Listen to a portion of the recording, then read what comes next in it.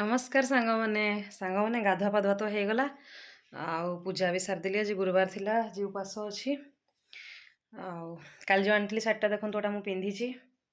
ଆପଣଙ୍କୁ ଦେଖାଉଛି, ରୁହନ୍ତୁ ବ୍ୟାକ୍ କ୍ୟାମେରାରେ। ଏଇଟା ଦେଖନ୍ତୁ ତାର ଲୁକ୍ଟା କେମିତି ଲାଗୁଛି କହିବେ ଟିକେ। ମୋର ତ ଏଟା ଫେଭରାଇଟ୍ କଲର୍, ସେଥିପାଇଁ ମୁଁ ନେଇ ଆସିଲି। ଆପଣମାନଙ୍କୁ କେମିତି ଲାଗିଲା ଟିକେ କହିବେ।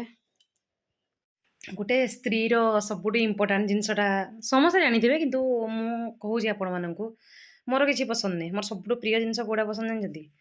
ଏଇ ଯେଉଁ ସିନ୍ଦୁର ଆଉ ଏଇ ଯେଉଁ ଶଙ୍ଖାଟା, ଏଇଟା ସବୁଠୁ ବଡ଼ ଗହଣା ଗୋଟେ ନାରୀ ପାଇଁ। କାରଣ ସୁନା ବାନା ହେଗରେ କିଛି ନେଇନି ସାଙ୍ଗମାନେ। ମଲେ ମଶାଣିକୁ ଗଲେ ସେ ସୁନା ବାନା କେହି ଆପଣଙ୍କୁ ଦେବେନି। ଯଦି କିଛି ନେଇକି ଯିବା ତ ଏଇ ଜିନିଷଟା ନେଇକି ଯିବା, ବୁଝିଲେ ନା। ଏଇଟା ସବୁଠୁ ବଡ଼ ଇମ୍ପୋର୍ଟାଣ୍ଟ। ଆଉ ସବୁ ଝିଅ ପାଇଁ ଏଇ ଜିନିଷଟା ବହୁତ ମାନେ ବହୁତରୁ ବହୁତ ପ୍ରିୟ ହେଇଥାଏ। ମୋର ତ ବହୁତ ପ୍ରିୟ ଜିନିଷ। ଏଇ ଜିନିଷଟା ଯଦି ଅଛି ନା ସାଙ୍ଗମାନେ ସାଥିରେ, କିଛି ବି ଅସୁବିଧା ନାହିଁ। ସ୍ୱାମୀର ସାଥଟା ଗୋଟେ ମାନେ ସ୍ତ୍ରୀ ପାଇଁ ବହୁତ ଇମ୍ପୋର୍ଟାଣ୍ଟ। ବହୁତ, ସିଏ ଯଦି ସାଥ ନ ଦେବ ନା, ଗୋଟେ ସ୍ତ୍ରୀ କେବେ କିଛି କରିପାରିବନି, କି ଆଗକୁ ବି ବଢ଼ିପାରିବନି, କିଛି ତ କରି ହିଁ ପାରିବନି। ସିଏ ସେ ଘର ଭିତରେ ହିଁ ଏମିତି ସୀମିତ ହେଇକି ରହିଯିବ। ସ୍ୱାମୀର ସପୋର୍ଟ ଅଛି ନା ସାଙ୍ଗମାନେ, ତ ସେ ସ୍ତ୍ରୀ ବହୁତ ଆଗକୁ ବଢ଼ିବ। ବହୁତ ଶାଶୁ ଶ୍ୱଶୁରର ଯଦି ଆଶୀର୍ବାଦ ଅଛି, ଘରର ଗୁରୁଜନମାନଙ୍କର ଯଦି ଆଶୀର୍ବାଦ ଅଛି ନା ସାଙ୍ଗମାନେ, ସେ ଲେଡ଼ି ବହୁତ ଆଗକୁ ବଢ଼ିବ। ମୋର ତ ଭଗବାନଙ୍କର ଉପରେ ବହୁତ ଭରସା ଅଛି। ମୁଁ କିଛି କରିବି, କିଛି ଆଗକୁ ବଢ଼ିବି ନିହାତି। ଆପଣମାନଙ୍କର ସହଯୋଗ ବି ଦରକାର ମୋତେ।